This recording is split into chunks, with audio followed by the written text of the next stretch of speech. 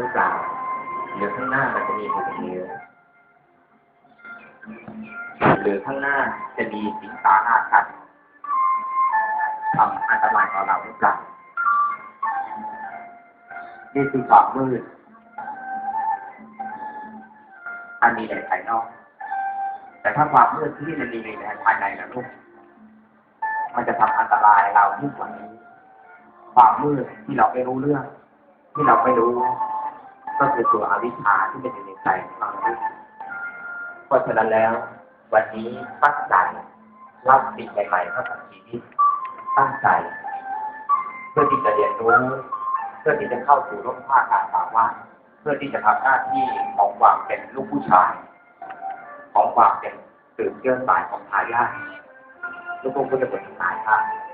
ลองยื่นมือให้ตรงตั้งใจนะลูกนะวันนี้ถือว่าเป็นวันที่ดีวันหนึ่งสำหรับเราทั้งหลายเพื่อสิ่งเป็นใครของใครหลายคนที่เขาเปลือกเพิ่มสิ่งดีกับเธอที่เขาดีใจกับเธอที่ได้เห็นลูกเห็นหลาน